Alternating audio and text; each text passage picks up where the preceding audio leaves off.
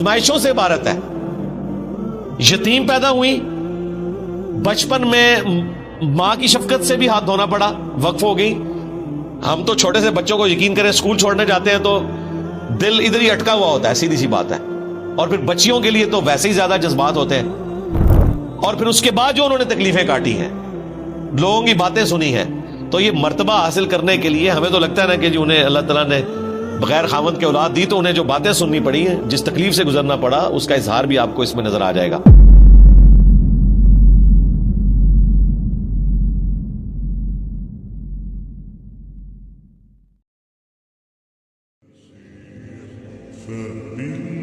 अब सैयदा मरियम का जिक्र खैर होने जा रहे हैं अगली आयत के अंदर। वज़कुर फिल किताबि मरियम, और महबूब सल्लल्लाहु अलैहि वसल्लम किताब में याद करें मरियम को, उनका हाल बयान करें इस अल्लाह की किताब कुरान में, और इनसे भी जिक्र करें। इज़िन तबदत मिन अहलिहा मकानन शर्क़िय्या, जब वो अपने घर वालों से अलग हो गई एक मकान में जो मशरिक की जानिब था। ये आज भी हुजरा यरूशलेम में मौजूद है, मशरकी कोना। और यरूशलेम एक ऐसी जगह है जो तीनों बड़े मज़ाहब के लिए, चाहे मुसलमान हो, क्रिश्चियंस हो, ज्यूज हो, एक मुतबरक जगह है। मुसलमान इसलिए जाते हैं, वो किबला औसत है मुसलमानों का, किबला अव्वल नहीं है, ये गलतुल आम है। किबला अव्वल खाना काबा है, कुछ अरसा के लिए बैतुल मक़दिस हुआ और फिर दोबारा खाना काबा हो गया। और इस एतबार से भी अहमियत की हामिल है वो जगह कि नबी सल्लल्लाहु अलैहि वसल्लम का सफ़र मेराज वहीं से हुआ। उसी चट्टान के ऊपर ये गोल्डन डोम बनाया गया है, डोम ऑफ द रॉक, जिसे लोग समझते हैं ये मस्जिद अक्सा है। मस्जिद अक्सा वहां से तकरीबन 700 मीटर के फासले पर है। आजकल उसको क़िबली मॉस्क के नाम से याद किया जाता है। नबी इस्लाम के ज़माने में मस्जिद अक्सा नाम की कोई मस्जिद नहीं थी। कुरान में जो अक्सा जिक्र है, अक्सा कहते हैं दूर की मस्जिद। उस ज़माने में उसे ईलिया, यरूशलेम, बैतुल मक़दिस, ये अल्फाज इस्तेमाल होते थे। फिर हज़रत उमर ने वहाँ पे क़िबली मॉस्क भी बना दी, वरना तो अगर कोई मस्जिद होती तो उसका नाम अक्सा रखा जाता। तो वो पूरा जो पहाड़ है ना, वो हरम है। मुसलमानों के लिए तीसरा हरम है मक्का और मदीना के बाद। उसी के ऊपर वो चट्टान भी मौजूद है जहां से नबी इस्लाम मिराज में तशरीफ ले गए। उसी पे वो किबली मॉस्क भी मौजूद है, और उसी के कॉर्नर के ऊपर वो हैगले सुलमानी की एक दीवार बाकी है जो टाइटस ने 70 ईस्वी में हमला करके यरूशलेम को तबाह बर्बाद किया था, और ज्यूज का डायस्पोरा शुरू हुआ।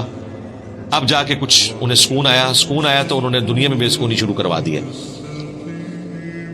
तो एक दीवार अभी तक बाकी है जिसे वेलिंग वॉल कहते हैं, दीवार गिरिया, जिसके सामने वो तौरात पढ़ रहे होते हैं। और उनका इरादा है कि दोबारा से, बल्कि तीसरी बार अब हैगले सुलमानी तामीर होगा। थर्ड टेंपल उसे कहते हैं। तो ये हरम का नक्शा मैंने आपको बताया, मैंने कई वीडियोस में उसे डिस्प्ले भी करवाया हुआ है। वहीं पर एक मशरकी कोना है उसी हरम वाली जगह पर जहां पे सैयदा मरियम ने इबादत की। बेसिकली इसकी तफसीलात तो आ चुकी हैं सूरह आल इमरान के अंदर, कि हजरत मरियम की वालिदा ने ये मन्नत मानी थी कि अल्लाह तू मुझे औलाद दे तो मैं उसे हैकले सुलमानी की खिदमत के लिए वक्फ कर दूंगी। उनके तो ज़हन में यही था कि अल्लाह ताला बेटा देगा और हैकले सुलमानी की खिदमत के लिए उसे वक्फ किया जाएगा। क्योंकि उस जमाने में मर्द ही वक्फ होते थे हैकले सुलमानी की खिदमत के लिए। ये बड़ी ऑकवर्ड बात थी कि कोई औरत हैकले सुलमानी की खिदमत के लिए जाए। ज़ाहिर है फिर पर्दे का भी एहतमाम करना पड़ेगा, और एक रिजिड किस्म के मजहबी माहौल के अंदर एक औरत को तो एक्सेप्टेंस बिल्कुल मिलती ही नहीं है। जब बेटी पैदा हुई तो उन्हें इस चीज का गम था। तो सूरह आल इमरान में आया कि कोई लड़का भी इस लड़की जैसा नहीं होगा। हाँ, ये हमने जो तुम्हें लड़की दी है, अल्लाह ने यह तय किया है कि इस लड़की को और इससे होने वाली औलाद को जहान वालों के लिए निशानी बनाएंगे। दोनों ही बड़े मौजज़े हैं, सैयदा मरियम की पैदाइश और उनके साथ जो मामलात, और उनके बाद ईसा इब्न मरियम की पैदाइश। ये दोनों मौजज़ात हैं। हजरत मरियम के वालिद इमरान थे जो बनी इसराइल के पैगंबर थे। وہ تو فوت ہو گئے. سیدہ مریم بعد میں پیدا ہوئی. ان کی کفالت پھر ان کے خالوص سیدنا زکریا علیہ السلام نے کی. اس کا ذکر بھی سورہ آل عمران میں گزر چکا.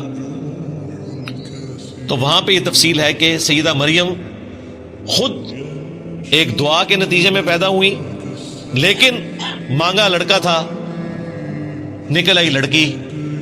تو اللہ تعالیٰ نے کہا کہ کوئی لڑکا بھی اس لڑکی جیسا نہ ہوتا، اس کو وقف کرو. اب یہ بڑی حیران کن بات تھی کہ ان کو وقف کرنا ہے. تو اس کے لیے پھر ظاہر ہے الگ سے ایک حصہ بنایا گیا. وہاں پہ جتنے پریسٹ تھے، پادری تھے، مذہبی طبقہ، یا آج کل آپ سمجھ لیں جس طرح مدرسے کے طالب علم، تو وہ جس جگہ پہ بیٹھے تھے وہاں پہ تو اس چھوٹی بچی کو نہیں بٹھایا جا سکتا، اور بچی بھی چھوٹی سی. جب وہ چلنے پھرنے کے قابل ہوئی ہیں بمشکل 7-8 سال کی عمر میں، تو ان کو پھر وہاں پہ وقف کر دیا گیا تھا. پانی بھر کے لاتی تھی. وہ میں نے آپ کو بتایا ایران والوں نے جو مریم مقدس فلم بنائی ہے نا، یقین کریں بندے کے آنسو نہیں رکتے. انہوں نے جو اس کو فلمایا ہے، مجھے پہلی دفعہ اس کو دیکھ کر احساس ہوا ہے کہ یہ غیر معمولی معاملہ ہے. ماں باپ پہ کیا کیفیت گزری، باپ تو نہیں تھے، خالو تھے، ان پہ کیا کیفیت گزری، اور والدہ پہ کیا کیفیت گزری. اس تکلیف کا کوئی اندازہ نہیں کر سکتا. پھر انہیں جو تیکھی باتیں سننی پڑتی تھی مدرسے کے طالب علموں کی طرف سے. طالب علم تو ایک دوسرے کو نہیں چھوڑتے ہیں، تو ایک چھوٹی بچی اس کے اوپر ظلم کرتے تھے، مارتے تھے، پیٹتے تھے، اور اس سے ضرورت سے زیادہ کام لیتے تھے. ان کے لیے الگ سے پھر ایک حجرہ حضرت زکریا علیہ السلام نے بنایا جس میں وہ عبادت کرے تاکہ ان کا انٹریکشن ان کے ساتھ نہ ہو.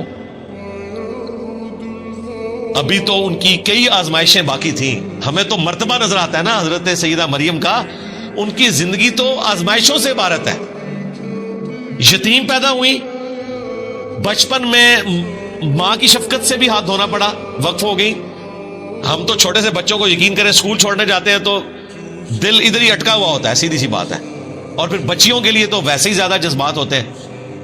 اور پھر اس کے بعد جو انہوں نے تکلیفیں کاٹی ہیں، لوگوں کی باتیں سنی ہیں، تو یہ مرتبہ حاصل کرنے کے لیے ہمیں تو لگتا ہے نا کہ جی انہیں اللہ تعالیٰ نے بغیر خاوند کے اولاد دی، تو انہیں جو باتیں سننی پڑی ہیں، جس تکلیف سے گزرنا پڑا، اس کا اظہار بھی آپ کو اس میں نظر آ جائے گا. اللہ تعالیٰ فرماتا ہے کہ وہ الگ ہو گئی ایک مکان میں جو مشرق کی جانب تھا، ایک حجرہ بنایا گیا. فاتخذت من دونہم حجابا، پس بنا لیا انہوں نے لوگوں سے ہٹ کر ایک الگ پردے میں جگہ. اب اگلی آزمائش شروع ہو گئی ہے. فارسلنا الیہا روحنا، پس ہم نے ان کے پاس بھیجا اپنی طرف سے ایک روح، یعنی حضرت جبرائیل علیہ السلام کو. ہولی گوسٹ کہہ لیں، روح مقدس کہہ لیں، جبرائیل علیہ السلام. فتمثل لها بشرا سویا، تو وہ ان کے سامنے ایک انسان کی شکل میں ظاہر ہوئے ان کے حجرے کے اندر. ان کے حجرے میں کوئی مرد نہیں جاتا تھا. وہ جب حجرے میں عبادت کر رہی تھی تو انہوں نے دیکھا کہ ایک نوجوان سامنے آ کے کھڑا ہو گیا.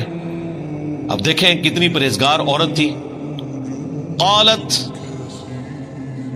انہوں نے کہا، انی اعوذ بالرحمن منک ان کنت تقیا، میں رحمان کی پناہ میں آتی ہوں، اگر تو واقعی پرہیزگار ہے تو میں اپنے آپ کو رحمان کی پناہ میں دیتی ہوں. اس کو بھی تنبیہ کی اور اس سے پناہ نہیں مانگی، اللہ سے پناہ مانگی. قال انما انا رسول ربک، تو حضرت جبرائیل نے پھر بتایا میں تو تیرے رب کا رسول ہوں، انسانی شکل میں آیا ہوں. ان کے لیے تو کوئی اٹریکشن نہیں کسی عورت میں. فرشتوں کا تو کوئی جینڈر ہی نہیں ہے، نہ مرد نہ عورت، ان کا تو جینڈر ہی کوئی نہیں ہے، انہیں تو کوئی لینا دینا نہیں اس چیز سے. تو انہوں نے کہا میں تیرے رب کا رسول ہوں.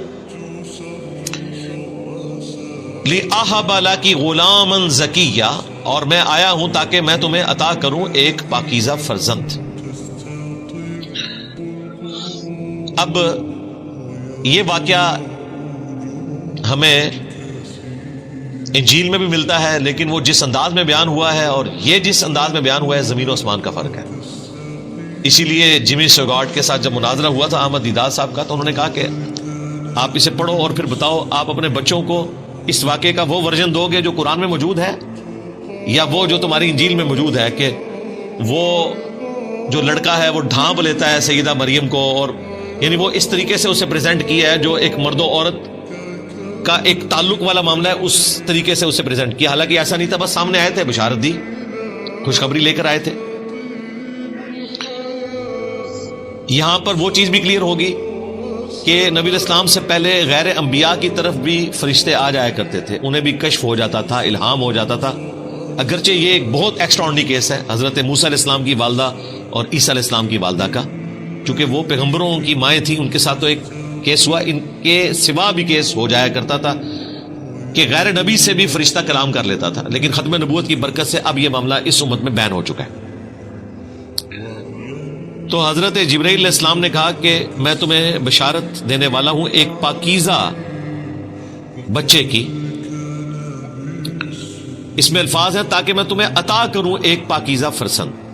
اب دیکھیں دین تصوف کے ماننے والوں نے اس میں سے نکالا کہ اگر حضرت جبرائیل بیٹا دے سکتے ہیں تو پیر بھی بیٹا دے سکتے ہیں، اور انہوں نے ظاہری الفاظ پکڑے کہ میں آیا ہوں اس لیے کہ تاکہ تمہیں بیٹا دوں. بیٹا دوں سے مراد یہ ہے کہ بیٹے کی بشارت دو، کیونکہ بعد میں آ رہا ہے کہ وہ اللہ نے دینا ہے. حضرت جبرائیل علیہ السلام تو کسی کو بیٹا نہیں دے سکتے، وہ تو صرف وہی لے کر آئے تھے. تو ظاہری الفاظ کو اٹھاتے ہیں، پورا کانٹیکسٹ چھوڑتے ہیں اور کہتے ہیں کہ حضرت جبرائیل بیٹا دیتے ہیں. بالکل ایسا نہیں ہے. قالت انا یکون لی غلام، تو سیدہ مریم نے کہا کہ مجھے بیٹا کیسے ہو سکتا ہے. وَلَمْ يَمْسَسْنِي بَشَرٌ وَلَمْ أَكُ بَغِيًّا، جبکہ مجھے کسی مرد نے آج تک ہاتھ نہیں لگایا شوہر کی حیثیت سے، اور نہ ہی میں کوئی بدکار عورت ہوں. اور اللہ تعالیٰ کا طریقہ ہے کہ مرد و عورت کے ازدواجی تعلق کے بغیر نسل انسانی یوں نہیں چلتی، تو مجھے اولاد کیسے ہو جائے گی. اب یہ ایک ایکسٹراڈنری چیز تھی. تو حضرت جبرائیل علیہ السلام نے کہا قال کذالک، انہوں نے کہا ایسا ہی ہوگا. قال ربک هو علی ہین، تو انہوں نے کہا کہ تیرے رب کے لیے یہ کرنا بہت آسان ہے. یہ سیم وہی الفاظ ہیں جو حضرت زکریا علیہ السلام کے کیس میں فرشتے نے کہا تھا جب انہوں نے کہا، پیچھے گزر چکا کہ میں بوڑھا ہو چکا ہوں، میری بیوی پانچ ہے، تو کہا کہ اسی طریقے سے ہوگا اور یہ اللہ کے لیے آسان ہے. تو دونوں ہی معجزانہ پیدائشیں ہیں، حضرت یحییٰ علیہ السلام کی بھی اور حضرت عیسیٰ علیہ السلام کی بھی. اور یحییٰ علیہ السلام جو ہیں وہ عیسیٰ ابن مریم کی تصدیق کرنے والے ہیں، ایک زمانے میں ہوئے ہیں اور آپس میں رشتہ بھی ہے، خالہ زاد بھی لگتے ہیں. تو یہاں پہ بھی حضرت مریم کو فرشتے نے کہا اللہ کے لیے بہت آسان ہے. وَلِنَجْعَلَهُ آیَةً لِلنَّاسِ، اور ہم تیرے بیٹے کو معجزانہ طور پر ایک نشانی، قدرت کا ایک معجزہ بنائیں گے انسانیت کے لیے. وَرَحْمَةً مِنَّا، اور اپنی طرف سے سراپا رحمت. وَكَانَ أَمْرًا مَقْضِيًّا، اور یہ ایک ایسی بات ہے جس کا فیصلہ ہو چکا ہے، یہ اللہ کی تقدیر میں طے پا چکا ہے کہ آپ کو معجزانہ طور پر اولاد دی جائے گی، اور یہ اولاد انسانیت کے لیے ایک نشانی ہوگی. اللہ تعالیٰ کا ایک پلان تھا کہ ہم نے ایک انسان ایسا بھی پیدا کرنا ہے کہ جس کی ماں ہو اور باپ نہ ہو. ویسے تو آدم علیہ السلام کے کیس میں ان سے بھی بڑا ورژن ہے، ان کی تو ماں اور باپ دونوں نہیں تھے. ان کو تو اللہ تعالیٰ نے خاص اپنے ہاتھوں سے بنایا جیسا کہ ہاتھ اس کی قدرت کے لائق ہیں. ہم اس کے لیے یوں تشبیہ بھی بیان نہیں کرتے. اپنی طرف سے روح پھونکی. اسی لیے سورہ آل عمران میں اللہ تعالیٰ نے کرسچنز کو سمجھاتے ہوئے کہا ہے کہ عیسیٰ کی مثال اللہ کے حضور آدم کی سی ہے کہ اس کو ہم نے مٹی سے بنایا، کن فیکون ہو گیا. تو اللہ تعالیٰ کے لیے کوئی مشکل نہیں ہے. اگر آدم علیہ السلام اللہ کے بندے ہیں، جن کو کرسچنز بھی کہتے ہیں کہ وہ اللہ کے بندے ہیں، تو عیسیٰ ابن مریم بدرجہ اولا اللہ کے بندے ہیں، کیونکہ آدم علیہ السلام کی ماں اور باپ دونوں کوئی نہیں تھے. عیسیٰ علیہ السلام کی پھر بھی ماں تھی، اور انہوں نے 9 مہینے کا پیریڈ ماں کے پیٹ میں گزارا، جو ایک نیچرل پروسیس ہے. ایک مسنگ ایلیمنٹ تھا باپ والا، وہ اللہ تعالیٰ کی طرف سے خاص ایک روح تھی. اسی لیے سورۃ النساء میں آیا کہ عیسیٰ ابن مریم روح من ہے، اللہ کی خاص روح ہے. ویسے تو ہمارے اندر بھی اللہ کی روح ہے، روح سے مراد اللہ کی مخلوق روح، لیکن عیسیٰ ابن مریم خاص روح ہے کیونکہ وہاں باپ والا ایلیمنٹ مسنگ ہے. وہ خاص روح ہے کہ صرف ماں سے پیدا ہوئے. اور جہان والوں کے لیے ان کو نشانی بنانا تھا. فحملتہ، تو وہ اس کے ساتھ پریگنٹ ہو گئیں، حاملہ ہو گئیں. یعنی کہ حضرت عیسیٰ ابن مریم کو معجزانہ طور پر اللہ تعالیٰ نے روح پھونک کر، جیسا کہ اس کی شان کے لائق ہے، رحم مادر میں ایک جنین کی شکل میں رکھ دیا. پھر اس کے بعد انہوں نے 9 مہینے کا پیریڈ گزارا، جو ایک نیچرل پروسیس ہے. فانتبذت بہ مکانا قصیا، تو وہ اس بچے کو لے کر ایک دور کی جگہ پر چلی گئی. ظاہر ہے کہ وہاں پر جو پریگنینسی کے دوران تکلیف اٹھانی پڑتی ہیں ایک عورت کو، تو وہ ایک سمبل ہوتا ہے جس سے لوگ جج کر لیتے ہیں.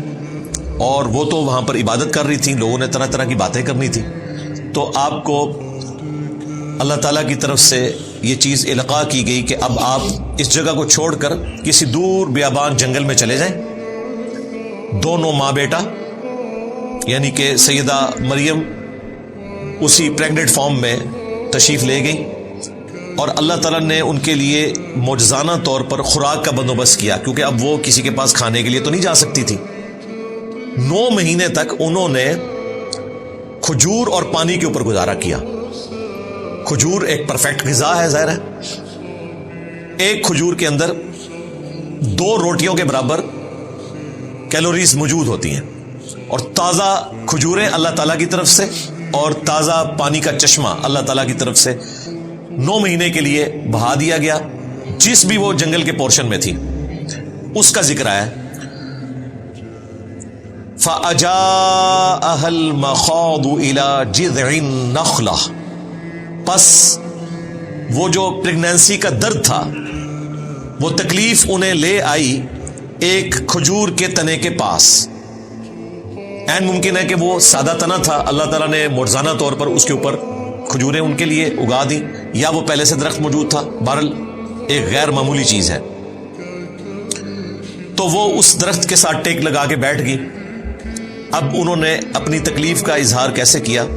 قالت، انہوں نے عرض کیا اللہ کے حضور، یا لیتنی مت قبل ھذا، اے کاش میں یہ دن دیکھنے سے پہلے مر گئی ہوتی. وَكُنْتُ نَسْيًا مَنْسِيًّا، اور میں بالکل ایسی ہو جاتی کہ لوگ جسے فراموش کر دیں. لوگ مجھے جانتے بھی نہ کہ مریم نام کی کوئی عورت بھی دنیا میں موجود تھی، مجھے یہ دن نہ دیکھنے پڑتے. اب یہ بڑی حیران کن بات ہے کہ آپ کو حضرت جبرائیل علیہ السلام بشارت دے رہے ہیں، تو آپ کی تو خوشی کی انتہا نہیں ہونی چاہیے تھی. لیکن بہرحال انسان ہے، انسان کے ساتھ وہ سارے کے سارے لوازمات لگے ہوئے ہیں. انسان لوگوں کی باتوں سے تکلیف کا شکار بھی ہوتا ہے.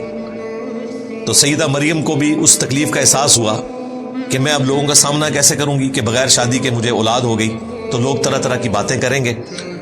اس تکلیف کے احساس نے انہیں آہوزاری کرنے پر مجبور کیا اللہ کے حضور کہ کاش آج سے پہلے میں مر چکی ہوتی، یہ دن نہ مجھے دیکھنے پڑتے، اور میں بھولی بسری ہو جاتی. نسیم منسیہ. اب اس مبارک آیت میں بھی منکرین احادیث کا رد ہے، جو احادیث میں آئے ہوئے واقعات کا مذاق اڑاتے ہیں کہ یہ کیسے ہو گیا. یہی بات اگر صحیح بخاری یا مسلم میں لکھی ہوتی تو انہوں نے مذاق اڑانا تھا. یہ کیسے ہو گیا کہ سیدہ مریم کو فرشتہ بشارت دے اور اس کے بعد پھر وہ کہ میں کاش مر گئی ہوتی، بھولی بسری ہو جاتی. یہ ہو ہی نہیں سکتا. ہمیں اگر حضرت جبرائیل بشارت دے ہم تو خوشی کے مارے پھولے نہیں سمائیں گے، تو سیدہ مریم ایسی باتیں کیسے کر سکتی تھی؟ انہوں نے مذاق اڑانا تھا، اور وہ جینون ہوتا گیون سرکمسٹانسز میں. لیکن اس کا جواب کیا ہے؟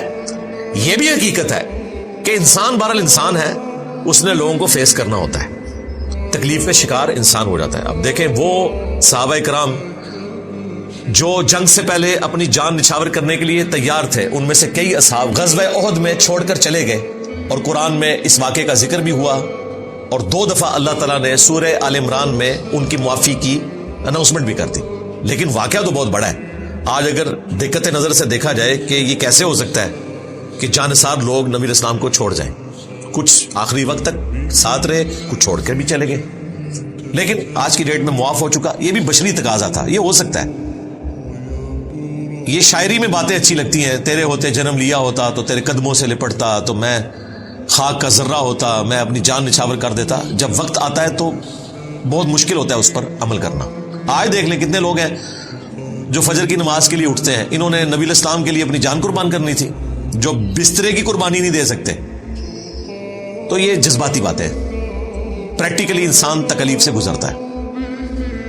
تو یہاں پر بھی سیدہ مریم کا یہ کہنا یہ ایک بشری تقاضا تھا، انسان ہے. جب انہوں نے یہ فریاد کی تو اللہ تعالیٰ نے اس پہ انہیں کوئی ڈانٹا نہیں ہے، بلکہ فرشتے کے ذریعے بشارت دی.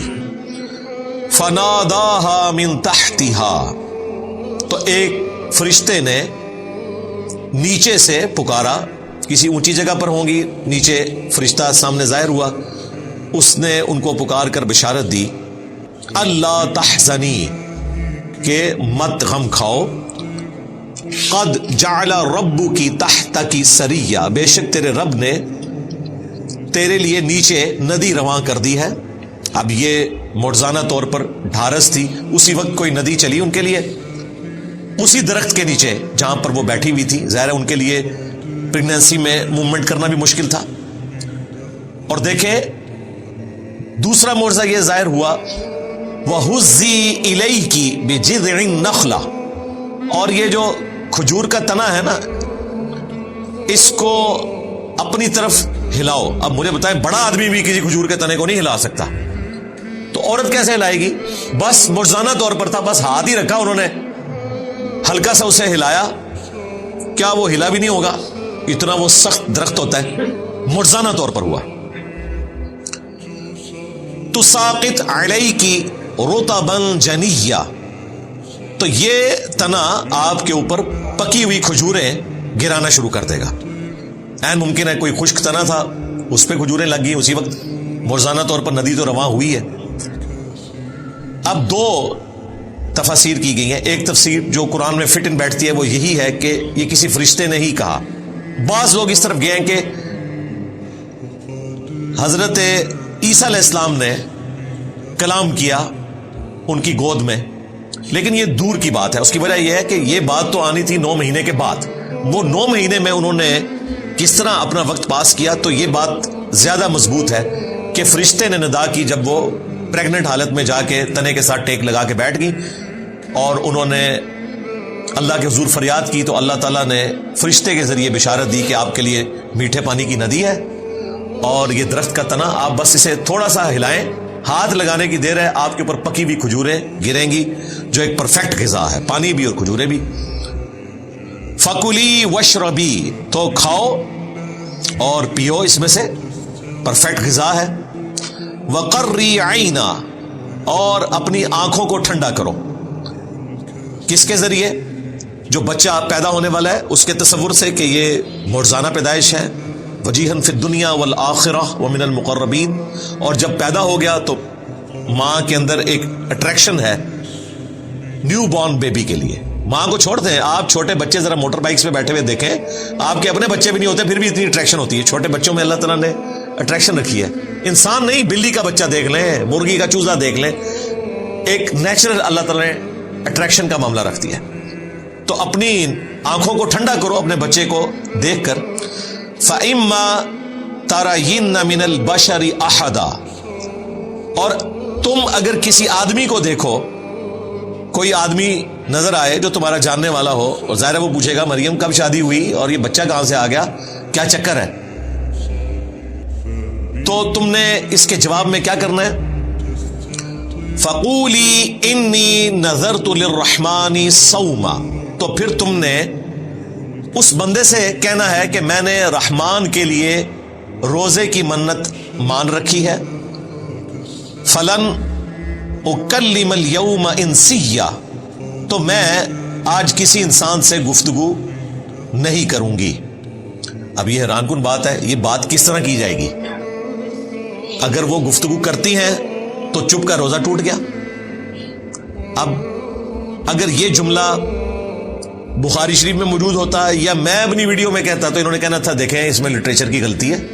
یہاں ہونا چاہیے تھا کہ تم نے اشارے سے کہنا ہے. یہ الفاظ کیوں آئے؟ فقولی، تو تم نے کہنا ہے، یہ تو الفاظ ہی نہیں ہونے چاہیے تھے. اس طرح لوگ نا بال کی کھال اتارتے ہیں, تو قرآن میں بھی اتاری جا سکتی ہے, لیکن ہم پورے کانٹیکسٹ میں اس کو دیکھتے ہیں کہ پیچھے ایک پریسیڈنٹ سیٹ ہے. سیدنا زکریا علیہ السلام کو بھی اللہ تعالیٰ نے فرشتے کے ذریعے کہا تھا کہ آپ بھی 3 راتوں تک کلام نہیں کر سکیں گے مگر اشارے کے ساتھ. ان کی تو زبان بند ہو گئی تھی. یہاں پر اللہ تعالیٰ نے کہا کہ تم نے ان سے کہنا, یعنی اشارے سے کہنا ہے. اس زمانے میں چپ کر روزہ رکھنا جائز تھا, اس شریعت میں حرام ہے. میں نے اپنے رب کے لیے منت کا روزہ رکھا ہے, تو میں آج کسی انسان سے کلام نہیں کروں گی. اب ظاہر ہے اس کے بعد اگلا حکم جو اس میں لکھا نہیں ہوا لیکن انڈرسٹوڈ ہے, کہ اگلا اشارہ بھی ملا کہ اب اس بچے کو لے کر ان پادریوں کے پاس, یعنی کہ یہودیوں کے مولویوں کے پاس جاؤ. یہ اس سے بڑا امتحان تھا. جو اکیلے بیٹھی ہوئی رو رہی تھی, اللہ سے فریاد کر رہی تھی کہ میں لوگوں کو کیا منہ دکھاؤں گی, اب پریکٹیکلی وہ لمحہ آ گیا. تو وہ ایک مشکل صورتحال تھی ان کے لیے. فَأَتَتْ بِهِ قَوْمَهَا تَحْمِلُهُ, تو وہ بچہ اٹھا کر اپنی قوم کے پاس آئیں. گود میں بچہ اٹھایا ہوا ہے. اب قوم نے تو مریم کو ایک آئیڈیل پرسنالٹی کے طور پر دیکھا ہے کہ چھوٹی سی بچی ہیکل سلمانی کے لیے وقف ہے, ہر وقت عبادت کرتی رہتی ہے, اور اینڈ رزلٹ یہ نکلا ہے کہ 16 سال کی بچی ایک چھوٹا سا بچہ اٹھا کر آ گئی ہے. تو لوگوں نے ظاہر اس کے کریکٹر کے بارے میں بات ہی کرنی تھی, یہ نیچرل تھا, اور وہی ہوا. قالو, تو وہ علماء کرام بولے, یہودی پریسٹ, یا مریم, اے مریم, لقد جئت شیئا فریا, بے شک تو نے تو بہت ہی برا کام کیا. بجائے اس کے کہ کوئی پوچھتے, ڈائریکٹ انہوں نے فتوا لگانا شروع کر دیا. حالانکہ ان کے پاس پروفیسیز موجود تھی کہ پیغمبر آنے والے ہیں. سیدہ مریم کا ایک کریکٹر تھا, انہوں نے ڈائریکٹ 0 سے ملٹیپلائی کر دیا, الزامات لگا کر پھر پوچھا. اس کی بجائے یہ بھی پوچھا جا سکتا تھا ڈائریکٹلی کہ یہ بچہ کس کا ہے, ہو سکتا ہے کسی کا بچہ اٹھایا ہو, لیکن انہوں نے خود ہی ایزیوم کر لیا, اگرچہ وہ ازمپشن ان کی درست تھی. لیکن میں ایٹیچیوڈ کی بات کر رہا ہوں. یا اخت ہارون, اے ہارون کی بہن, ما کان ابوک امرأ سوء, نہ تو تیرا باپ کوئی برا آدمی تھا, وما کانت امک بغیہ, اور نہ تیری ماں کوئی بدچلن عورت تھی. یعنی تو نیک ماں باپ کی اولاد ہے. تیرا باپ پیغمبر تھا عمران, اور تیری ماں بھی نیک عورت, اور تیرا بھائی ہارون وہ بھی کوئی شریف النفس انسان ہوگا, اس کی طرف منسوب کیا. اس کریکٹر میں تیرا کریکٹر نہیں بیٹھتا. اب یہاں پر جو آیا یا اخت ہارون, تو بعض لوگوں نے اس پر اعتراض کیا.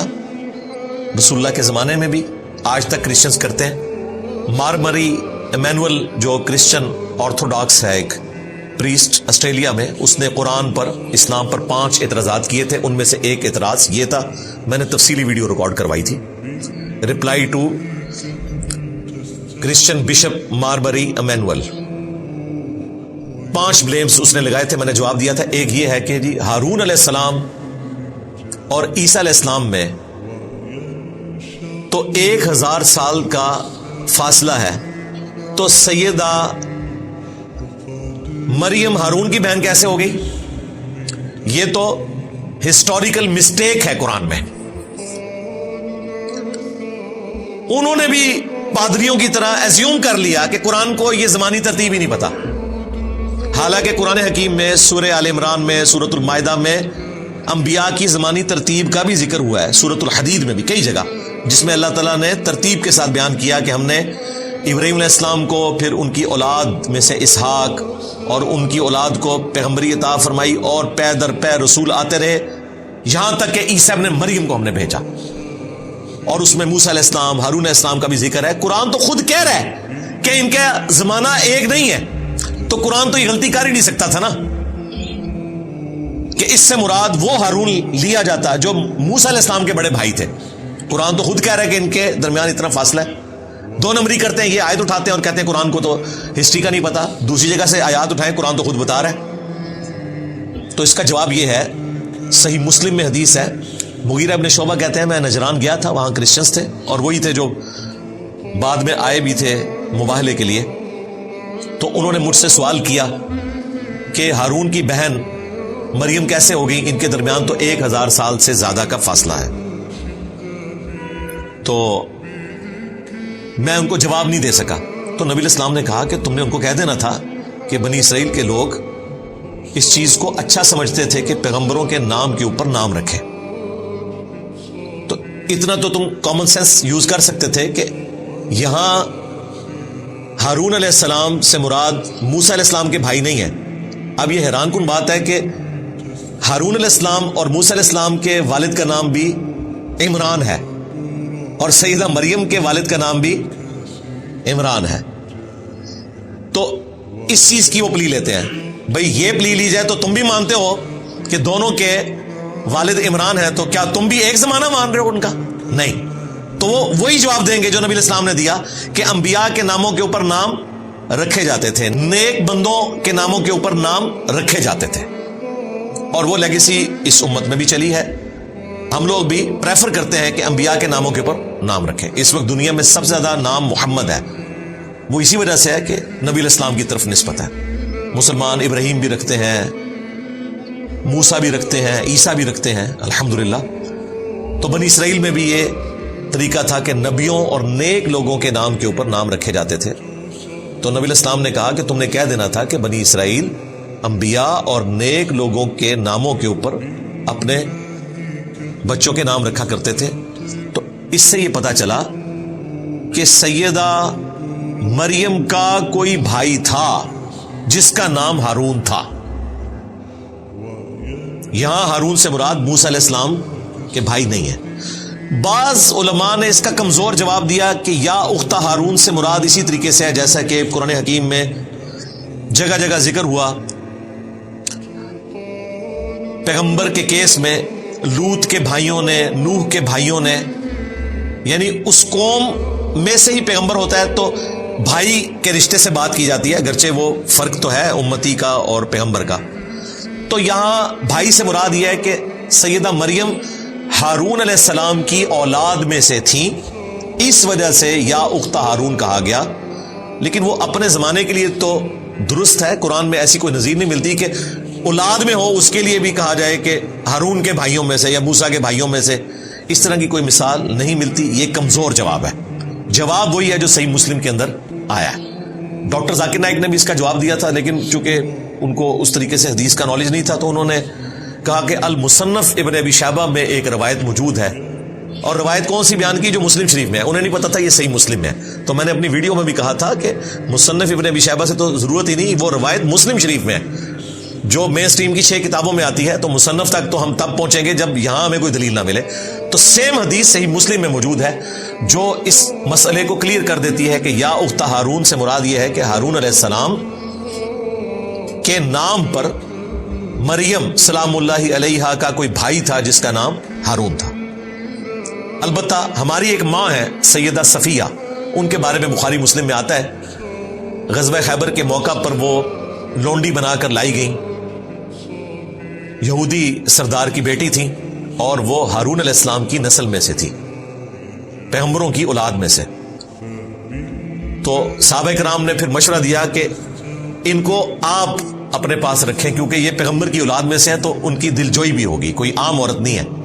تو نبی علیہ السلام نے اتنی دلجوئی فرمائی کہ سیدہ صفیہ کو آزاد کر دیا، اور ان کی آزادی ان کا حق مہر ٹھہرا، اور انہیں اپنے عقد میں لے لیا نکاح کر کے بجائے لونڈی بنانے کے. مزید پروٹوکول دیا، ان کی وہ غلامی بھی ختم کر دی اور انہیں آزاد کر کے اپنے عقد میں لیا، اور ہماری ماں بن گئی سیدہ صفیہ بنت حیی بن اخطب. حیی ابن اخطب یہ یہودی سردار تھا جو مارا گیا. پھر اللہ تعالیٰ نے معجزانہ طور پر سیدہ صفیہ کی ڈھارس بندھائی. یہ نان مسلم بھی اعتراض کرتے ہیں کہ وہ عورت جس کا باپ، بھائی، رشتہ دار ایک دن میں قتل ہوئے ہوں، وہ عورت اسی دن کس طریقے سے کسی ایسے شخص کے عقد میں جا سکتی ہے کہ جس کی وجہ سے سارے قتل ہوئے، یعنی خود رسول اللہ صلی اللہ علیہ وآلہ وسلم. تو ایسا نہیں ہے، وہ احادیث موجود ہیں. ان کو اللہ تعالیٰ نے بشارت دے دی تھی کہ آپ آخری پیغمبر کی بیوی بننے والی ہیں. تو پہلے دن ہی اللہ تعالیٰ نے ان کے دل کو رسول اللہ کی طرف کر دیا تھا، اگرچہ اس دن ان کا باپ قتل ہوا تھا، باقی رشتہ دار قتل ہوئے ہوئے تھے، پھر بھی نبی الاسلام کی طرف مائل ہوئی اور انہوں نے فوراً اسلام قبول کر لیا اور نبی الاسلام کی وہ زوجہ بن گئی. اور ان کا قد چھوٹا تھا، اونٹ پہ بیٹھ نہیں سکتی تھی، تو نبی الاسلام نے اپنے مبارک گھٹنے کو رکھا اور اس پہ پاؤں رکھ کے وہ اونٹ پر سوار ہوئی. اس سے یہ پتا چلا کہ نبی الاسلام اپنی بیویوں کو کتنا پروٹوکول دیتے تھے اور اپنے پیچھے سوار کیا. یہاں کراچی کے ایک مفتی نے بات کی تھی کہ جی وہ موٹر بائک کے پیچھے ایک ٹانگ ادھر کر کے اور ایک ٹانگ ادھر کر کے بیٹھنا، یہ عجیب سی، پھر بڑے اس نے عجیب و غلیظ قسم کے الفاظ استعمال کیے تھے. تو میں نے کہا تھا کہ اللہ کے بندے، یہ تو سنت ہے. اونٹ کے اوپر سیدہ صفیہ رسول اللہ کے پیچھے اسی حالت میں بیٹھی تھی کہ ایک ٹانگ ادھر کر کے ایک ٹانگ ادھر کر کے، اور نبی الاسلام کو پکڑ کر وہ بیٹھی تھی. تو یہ تو سنت ہے اور یہ زیادہ سیف طریقہ ہے. گاؤں کے لوگ آپ نے دیکھا ہے بوڑھی عورتوں کو جب لے کر چلتے ہیں تو وہ دونوں ٹانگیں ایک طرف نہیں کرتے، گرنے کے چانسز ہوتے ہیں. ایک ٹانگ اس طرف اور ایک ٹانگ اس طرف، اس میں چانسز نہیں ہوتے. اس طریقے سے سواری پر بیٹھنا ہماری ماں کی سنت ہے، سیدہ صفیہ کی. پھر ایتھیسٹ کی طرف سے یہ بھی اعتراض ہوا تھا کہ ان کی تو عدت پوری نہیں ہوئی تھی، تو وہ بھی میں نے بخاری مسلم سے بتایا تھا کہ جو لونڈی بن کر آتی ہے تو اس کی عدت ایک دفعہ حیض کا آنا ہے اور پاک ہو جانا ہے، اور وہ بخاری مسلم میں موجود ہے کہ اس کے بعد ہی وہ نبی الاسلام کے عقد میں آئی تھی.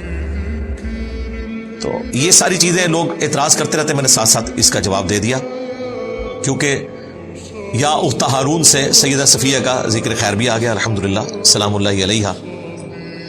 اب جب ان پادریوں نے یہ بات کی نا کہ نہ تو تیرا باپ کوئی بدکار تھا، نہ ماں بدکار تھی، اور ہارون کی تو بہن ہے اور کام تیرے یہ ہیں، تو سیدہ مریم کو تو پہلے بشارت تھی کہ آپ نے نہیں بولنا اور کہنا میں نے رحمان کے لیے روزہ رکھا ہے، اور مزید جو گائیڈ لائنز تھی وہ یہ تھی فَأَشَارَتْ إِلَيْهِ، تو انہوں نے اشارہ کیا اس بچے کی طرف، کیونکہ بول تو نہیں سکتی تھی. اب یہ تو ان مولویوں کا مزید مذاق اڑانا تھا کہ دیکھو ایک سیریس بات پوچھ رہے ہیں، اس نے روزہ بھی آج کے دن رکھا ہوا ہے اور اوپر سے ہمارا مذاق اڑا رہی ہے.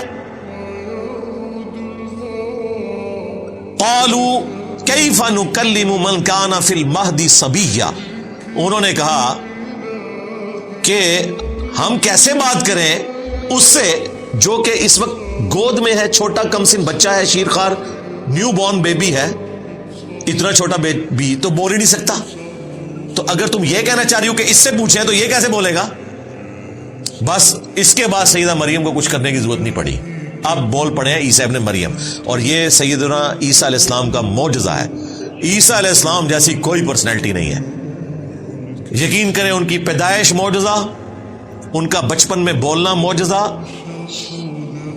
ان کا وہ معجزات دکھانا جو خدائی کام ہے، مردوں کو زندہ کرنا، مٹی کی مورت میں پھونک مارنا اور وہ پرندہ بن جانا، جو اندھے ہیں انہیں شفا دینا اللہ کے عزت سے، کوڑی کے مریضوں کو شفا دینا، پھر ان کا دنیا سے اٹھایا جانا معجزہ. اور سب سے بڑھ کر کئی سو سال سے 2000 سال ہو چکے ہیں ابھی تک، اب پتہ نہیں کتنے اور گزرنے ہیں، آسمانوں پر زندہ رہنا معجزہ اور دوبارہ اترنا معجزہ. تو معجزہ ہی معجزہ ہے. عیسیٰ ابن مریم ڈیزرو کرتے تھے کہ اگر انسانیت میں کسی کو خدا کا بیٹا کہا جائے تو وہ عیسیٰ ابن مریم ہو. یہ اللہ نے آزمائش بنا دیا، لیکن وہ اللہ کے پیغمبر تھے، اللہ کے بندے تھے. اور دیکھیں یہاں پر بھی وہی بات ہے، قال انی عبد اللہ، تو بچہ بول پڑا بے شک میں اللہ کا بندہ ہوں. پہلی بات اللہ کا بندہ. آتانی الکتاب، تو اس نے مجھے کتاب دی ہے انجیل. وجعلنی نبیا، اور مجھے نبی بھی بنا دیا ہے، یعنی مبعوث بھی ہو گئے چھوٹی عمر میں. ویسے تو عموماً 40 سال کی عمر میں انبیاء کو مبعوث کیا جاتا ہے، میچورٹی کی ایج میں. موسیٰ علیہ السلام ہمارے پیغمبر صلی اللہ علیہ وآلہ وسلم 40 سال کی عمر میں مبعوث ہوئے، اللہ کی حفاظت میں تھے، لیکن مبعوث 40 سال کی عمر میں. اور یہاں پر نیو بورن بیبی مبعوث بھی ہو گیا ہے اور گفتگو کر رہے ہیں. وَجَعَلَنِي مُبَارَكًا أَيْنَمَا كُنْتَ، اور اس نے مجھے بابرکت بنایا ہے میں جہاں بھی چلا جاؤں. تو جناب آپ رومن امپائر جو بت پرست تھے ان کی حکومت میں اگر بادشاہ تھی تو عیسیٰ ابن مریم کی تھی. لا علاج مریضوں کو ٹھیک کر دیتے تھے. جس شہر میں چلے جاتے تھے ہزاروں کا مجمع لگ جاتا تھا، لوگ اپنے مریضوں کو لے کے آتے تھے. تو جس طرف چلا جاؤں مبارک ہوں میں. کوڑ کے مریض ہیں، ہاتھ پھیرا ٹھیک ہو گئے. نابینا آئے ہیں، ہاتھ پھیرا ٹھیک ہو گئے. اتنے بڑے بڑے معجزات. اور بیسیکلی یہ اس لیے تھا کہ بنی اسرائیل کے آخری پیغمبر تھے سیدنا عیسیٰ ابن مریم، اور اللہ نے فیصلہ کر لیا تھا کہ بنی اسرائیل نے اپنے پیغمبروں کے ساتھ جو بے وفائیاں کی ہیں، ناحق انہیں قتل کیا، انہیں تکالیف دی، تو اب میں ان کے اوپر عذاب کا کوڑا ایسا مسلط کروں گا کہ وہ قیامت تک چلے گا. ضربت علیہم الذلہ والمسکنہ وباؤوا بغضب من اللہ. ان کے اوپر ذلت، مسکنت اور اللہ کا غضب ہے قیامت کے دن تک کے لیے. بلکہ یہاں تک آیا قرآن میں کہ تاریخ میں ایسے لوگ آتے رہیں گے جو تم پر اللہ کی طرف سے عذاب مسلط کرتے رہیں گے. ہٹلر کی شکل میں عذاب مسلط ہوا کیونکہ انہوں نے اپنی روش نہیں چھوڑی. یہ واحد کیس ہے کہ پیغمبر آیا ہے مسلمانوں کی طرف، ورنہ انبیاء کرام رسول آتے تھے کافروں کی طرف. وہاں تو عذاب سمجھ آتی ہے کہ نوح علیہ السلام کو ماننے والے مسلمان، نہ ماننے والے کافر. عیسیٰ ابن مریم یہودیوں نسل ہے، بنی اسرائیل ہے، آئے کس کی طرف ہے؟ مسلمانوں کی طرف. یہودی تو مسلمان تھے اس وقت تک، لیکن ان مولویوں نے، پادریوں نے، مولوی اس لیے کہ مسلمانوں کے تھے، ان کو ماننے سے انکار کر دیا کیونکہ وہ ان کی غلطیاں نکالتے تھے کہ حرام خوریاں چھوڑو. وہ آپ مریم مقدس فلم دیکھیں، اور ایک اور فلم ہے یسوع مسیح کے اوپر، وہ بھی کئی اقساط کے اوپر ہے، ایران والوں نے بنائی ہے. اس میں آپ یہ منظر دیکھیں گے، وہ جہاں جاتے ہیں لوگ پہنچ جاتے ہیں، اور پھر بیت المقدس میں جب عیسیٰ ابن مریم جاتے ہیں اور دیکھتے ہیں کہ وہاں پہ جناب سودی لین دین ہو رہا ہے، مسجد کو بازار بنایا ہوا ہے، تو ان کی حمیت جاگ اٹھتی ہے. وہ سب کی ٹیبلز اکھاڑ کے پرے پھینکتے ہیں، ہر چیز تتر بتر کر دیتے ہیں اللہ کی حمیت کی وجہ سے. اور وہاں کھڑے ہو کر پھر وہ توحید کا خطبہ دیتے ہیں کہ تم ابراہیم کے ماننے والے ہو، ابراہیم تو یہ کچھ نہیں کرتے تھے، ابراہیم کا نام بیچ رہے ہو تم. اب وہاں بیٹھے ہوئے تھے بابے، اور یہ ہے 25 سال کا نوجوان، کہاں سے وہ دعوت قبول کرے؟ ان کے قتل کے فتوے جاری کیے، اللہ تعالیٰ نے انہیں زندہ آسمانوں پر اٹھا لیا، اور پھر اس کے بدلے میں اللہ تعالیٰ نے ان کے اوپر عذاب مسلط کیا. کیونکہ عیسیٰ ابن مریم بنی اسرائیل کے آخری پیغمبر تھے. کسی بھی بنی اسرائیل کے یہودی کو، یعنی کہ اس وقت کے مسلمان کو، شک بھی نہیں رہا اس بات میں کہ یہ پیغمبر ہیں یا نہیں. سب نے اتنے بڑے معجزات دیکھ لیے، کوئی انسان کر ہی نہیں سکتا. مردوں کو زندہ کرنا، یہ تو وہ معجزہ ہے جو بنی اسرائیل کے کسی پیغمبر نے نہیں کیا ہوا تھا. یہ معجزہ تو ابراہیم علیہ السلام کے پاس نہیں تھا، کوئی شک نہیں تھا. اس کے باوجود دیکھیں صرف 12 بندوں نے حضرت عیسیٰ ابن مریم کی دعوت کو قبول کیا. یہودیوں نے دعوت قبول نہیں کی. دشمنوں کے ڈیزرو کرتے تھے کہ ان کے اوپر ذلت مسلط کر دی جائے قیامت کے دن تک کے لیے، اور وہ مسلط ہے. اس لیے اللہ تعالیٰ کا جتنا غصہ یہودیوں کے اوپر ہے نا، کافروں پہ اتنا نہیں ہے. ہے تو یہ بھی کافر، لیکن آسمانی مذہب کے ماننے والے ہیں، کیونکہ انہوں نے اپنے پیغمبر کو ماننے سے انکار کر دیا. اور یہ دیکھیں، یہ معجزہ وہ اپنی آنکھوں سے دیکھ رہے ہیں کہ ایک شیرخوار بچہ وہ کہہ رہا ہے میں اللہ کا بندہ ہوں، اللہ نے مجھے کتاب دی ہے، مجھے نبی بنایا ہے، مجھے بابرکت بنایا ہے، میں جہاں کہیں بھی جاؤں. وَأَوْصَانِي، اور مجھے وصیت کر دی ہے اس بات کی، بِالصَّلَاةِ، کہ نماز ادا کرتے رہو.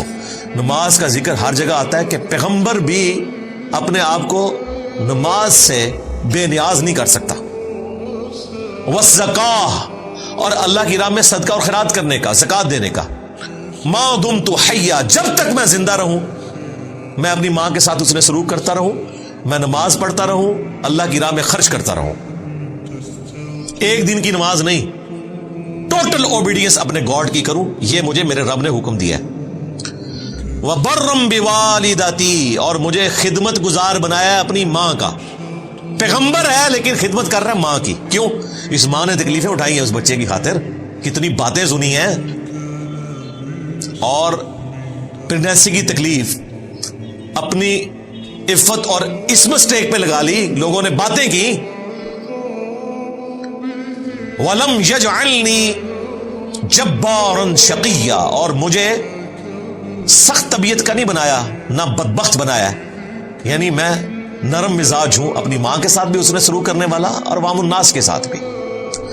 والسلام علیہ، اور سلامتی ہو مجھ پر، یوم ولدت، اس دن جس دن میں پیدا ہوا، ویوم اموت، اور اس دن جب میں الٹیمیٹلی مروں گا، یعنی دنیا میں دوبارہ آنا ہے، اس کے بعد شادی بھی کریں گے، فوت بھی ہوں گے. اس پہ میری الگ سے ویڈیوز ریکارڈ ہیں، اولاد بھی ہوگی. وَيَوْمَ أُبْعَثُ حَيًّا، اور اس دن جس دن میں مرنے کے بعد دوبارہ اٹھایا جاؤں گا. تینوں مواقع پر مجھے اللہ تعالیٰ کی سلامتی نصیب ہو. دیکھیں پیغمبر بھی اللہ تعالیٰ سے سلامتی مانگتے ہیں، اور آپ کے پیغمبر نے آپ کو ہر فرض نماز کے بعد صحیح مسلم میں یہ دعا سکھا دی ہے، اللہم انت السلام ومنک السلام تبارکت یا ذا الجلال والاکرام. جنت میں بھی جب آپ نے جانا ہے تو قرآن میں آتا ہے کہ فرشتے کہیں گے سلامتی کے ساتھ داخل ہو جاؤ جنت میں. اور جنتیوں کا کلام بھی ہوگا آپس میں، السلام علیکم، یہ بھی قرآن میں آیا سورہ یونس میں. اور دنیا میں مشروع کر دیا کہ آپ نے ایک دوسرے کو سلام کہنا ہے. بخاری مسلم میں کتنی احادیث ہے. تو یہ دین سراپا سلامتی ہے. مسلمانوں کے کلچر میں السلام علیکم سے زیادہ بولی جانے والی چیز کوئی نہیں ہے. اور دیکھ لیں اللہ کا شکر ہے 1400 سال گزرنے کے باوجود چاہے پریکٹسنگ مسلمان ہو نان پریکٹسنگ ہو، فون پہ آپس میں ملتے ہوئے السلام علیکم کہتے ہیں. میں کہتا ہوں یہ بہت بڑا ایسٹ ہے مسلمانوں کے پاس کہ یہ وہ طریقہ ہے جو مسلمانوں نے اتنی کمزوریوں کے باوجود نہیں چھوڑا کہ السلام علیکم سے بات شروع کرتے ہیں. تو سلام ہو مجھ پر اس دن جس دن میں پیدا ہوا، جس دن میں مروں گا اور جس دن دوبارہ اٹھایا جاؤں گا. اب ڈاکٹر طاہر القادری صاحب نے اس آیت کو ولادت مصطفیٰ صلی اللہ علیہ وآلہ وسلم منانے کی دلیل بنایا. وہ کہتے ہیں دیکھیں نبیوں کی جو ولادت کا دن ہے وہ سلامتی کا دن ہے، اور جو اس سے درس مل رہا تھا واقعے سے وہ لوگوں نے فراموش کر دیا. اس میں سے یہ ایک ٹکڑا اٹھایا اور اس میں رنگ بھی خود بھر دیے. اس میں کہاں لکھا ہوا ہے کہ عیسیٰ علیہ السلام کے ماننے والے جو ہیں وہ ان کی پیدائش کا دن منائے. وہ تو اپنے لیے دعا کر رہے ہیں کہ اے اللہ مجھ پہ سلامتی ہو جس دن میں پیدا ہوا، جس دن میں مروں گا، جس دن میں اٹھایا جاؤں گا. اور یہ دعا تو ہر مسلمان کو مانگنی چاہیے. سلامتی کی دعا ہم ہر وقت مانگتے ہیں، فرض نماز کے بعد مانگتے ہیں، موت کے وقت بھی سلامتی ہے، اور قیامت کے دن بھی سلامتی، پل صراط پر بھی سلامتی. تو اس کا کوئی لینا دینا نہیں ہے اس میلاد کے ساتھ. ویسے صحیح مسلم حدیث ہے نبی الاسلام میلاد مناتے تھے سال بعد نہیں، ہر مہینے نہیں، ہر ہفتے پیر کا روزہ رکھ کے. 2750 نمبر حدیث ہے. پوچھا گیا کیوں رکھتے ہیں؟ فرمایا فیہ ولدت وفیہ انزل علیہ، اس دن میں پیدا ہوا، اس دن مجھ پر پہلی وحی نازل ہوئی، اس کی خوشی میں میں روزہ رکھتا ہوں. یعنی جشن قرآن اور جشن ولادت مصطفیٰ صلی اللہ علیہ وآلہ وسلم منانے کا سنت طریقہ ہے پیر کا روزہ رکھنا. That's all. ذالک عیسی ابن مریم، یہ ہے عیسیٰ ابن مریم. قول الحق الذی فیہ یمترون، سچی بات جس میں لوگ جھگڑا کرتے ہیں. یہ ہے سٹیٹس عیسیٰ ابن مریم کا.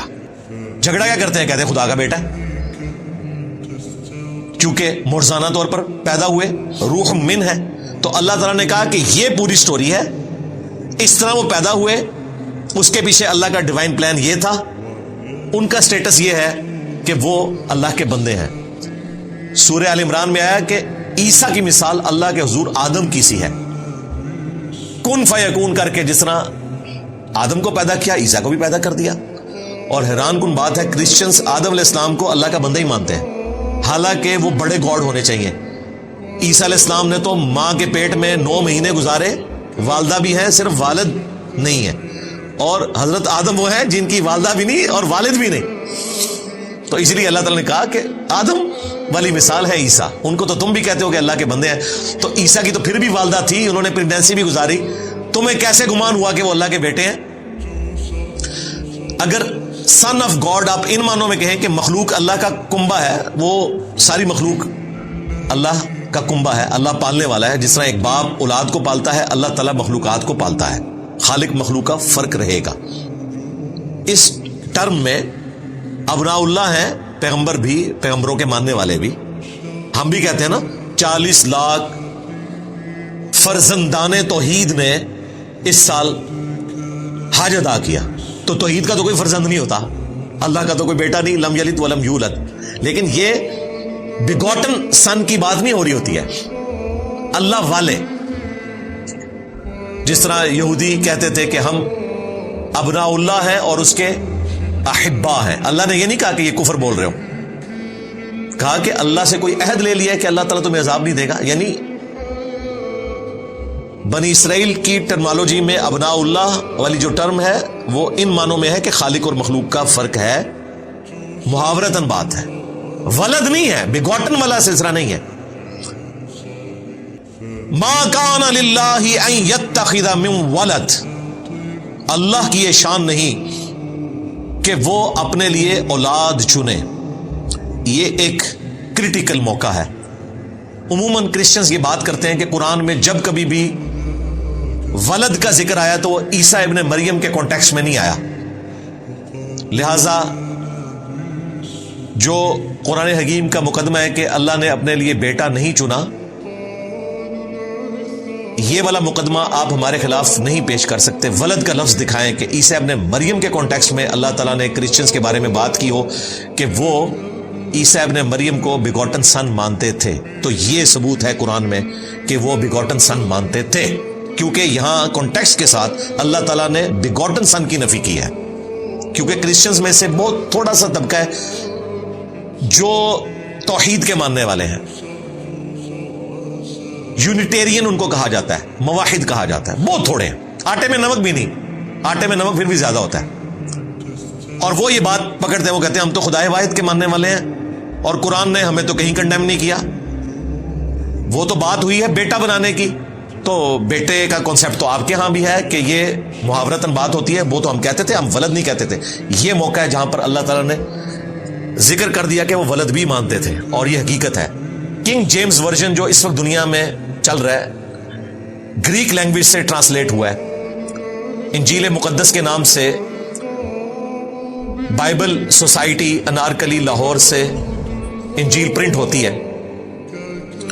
اس کے شروع میں بھی لکھا ہے کہ یہ کنگ جیمز ورژن ہے، اور اصل نسخہ جو ہے وہ یونان کا، اس سے اس کو لیا گیا. ان کے پاس تو ہبرو ہے ہی نہیں ہے نا. اصل نسخہ وہ ہے جو آلریڈی ٹرانسلیٹڈ ہے، اس لیے تو بیچ میں ایسی خرافات ہے. کنگ جیم تھا جس نے اس کو لکھوایا تھا، اور اس سے پہلے بیگوٹن سن والی بات انجیل میں موجود تھی جو انہوں نے نکال دی ہے. آج کی انجیل میں بیگوٹن سن والا ذکر موجود نہیں ہے. ایون یہ انجیل سے بھی بیگوٹن سن نہیں دکھا سکتے، لیکن یہ حقیقت ہے کہ وہ مانا کرتے تھے.